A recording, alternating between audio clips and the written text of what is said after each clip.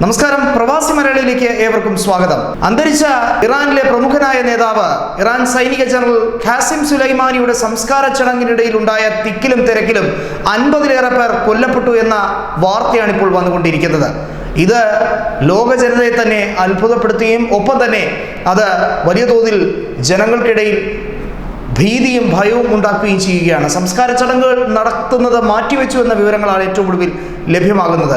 സുലൈമാനിയുടെ വിലാപയാത്രയിലും സംസ്കാര ചടങ്ങിലും പങ്കെടുക്കാനുമായി അദ്ദേഹത്തിൻ്റെ ജന്മനാടായ കെർമാനിൽ എത്തിയിരിക്കുകയാണ് ഒരുപാട് ആളുകൾ. ജനലക്ഷങ്ങളാണ് അവിടെ പങ്കെടുത്തിരിക്കുന്നത്. അവിടെയാണ് സംഭവം നടന്നിരിക്കുന്നത്. തലസ്ഥാനമായ ടെഹ്റാനിൽ മാത്രം 10 ലക്ഷത്തിലേറെ പേർ സുലൈമാനിയുടെ വിലാപയാത്രയിൽ പങ്കെടുത്തു എന്ന റിപ്പോർട്ടുകളാണ് വന്നിരിക്കുന്നത്. ദിവസങ്ങൾക്ക് മുമ്പാണ് അമേരിക്കയുടെ വ്യോമാക്രമണത്തിൽ ഖാസിം സുലൈമാനിയും മറ്റ് സൈനിക ഉദ്യോഗസ്ഥരും ഇറാഖിലെ ബാഗ്ദാദ് വിമാനത്താവളത്തിൽ വെച്ച് അവിടെ വരുമ്പോൾ സുലൈമാനിയുടെ വാഹന വ്യൂഹത്തിന് നേരെ സൈന്യം മിസൈൽ ആക്രമണം നടത്തുകയും അദ്ദേഹത്തിനെ കൊല ചെയ്യുകയും ചെയ്തത്.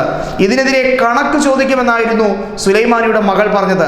ട്രംപ് ഒരു ഭീരുവാണെന്നും അദ്ദേഹത്തിൻ്റെ ഇതുപോലുള്ള സന്ദർഭം കിട്ടുമ്പോൾ അദ്ദേഹത്തിനെ ഈ രീതിയിൽ തന്നെ നേരിടുമെന്നും ഇറാൻ എല്ലാത്തിനും ഒരുങ്ങിക്കഴിഞ്ഞുവെന്നുള്ള ഭീതിയേറുന്ന വാക്കുകളാണ് ഇപ്പോൾ പ്രവാസി ലോകത്തെ ഞെട്ടിക്കുന്നത്. കാരണം മറ്റൊന്നും കൊണ്ടല്ല, ഏറ്റവും കൂടുതൽ വിദേശി മലയാളികൾ ഒരു കാലത്ത് ജോലി എടുത്തിരുന്ന സ്ഥലം, ഇപ്പോഴും അവിടെ ഒട്ടനവധി മലയാളികളുണ്ട്.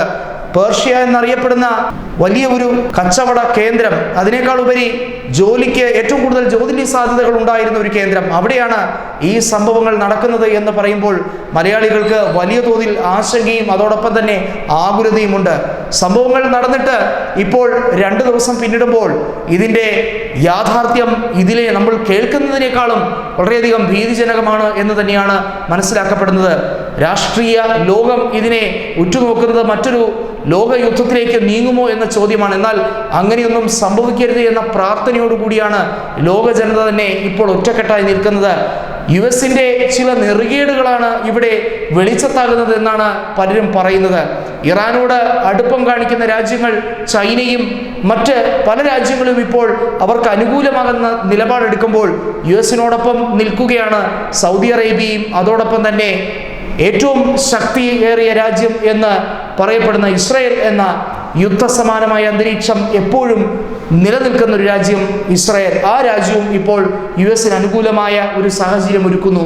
എന്നാൽ സംഭവങ്ങളുടെ കിടപ്പ് അങ്ങനെയൊക്കെ ആണെങ്കിൽ പോലും വലിയ തോതിൽ ഇത് സമൂഹത്തിനെ ഞെട്ടിച്ചിരിക്കുകയാണ്. സമൂഹത്തിൻ്റെ വിവിധ കോണുകളിൽ രാഷ്ട്രീയപരമായിട്ടുള്ള പല അന്തർമുഖതയും ഇതിനുള്ളിൽ ഒളിഞ്ഞു കിടപ്പുണ്ട്. ഇവിടെ കൊണ്ടൊന്നും ഈ പക തീരില്ല എന്ന ചോദ്യം വരുമ്പോൾ അങ്ങനെ ഒക്കെ സംഭവിച്ചു പോയത് US-ന്റെ ഒരു വലിയ നേട്ടമായി കണക്കാക്കാൻ ഇവിടെ ട്രംപ് വീണ്ടും വീണ്ടും ആവർത്തിച്ചു പറയുന്നു. അദ്ദേഹം കൊല്ലപ്പെടേണ്ടതാണെന്ന് പറയുമ്പോൾ ഇറാഖ് ജനത വളരെയധികം കടുത്ത അമർഷത്തിൽ തന്നെയാണ്. ന്യൂസ് ഡെസ്ക്, പ്രവാസി മലയാളി.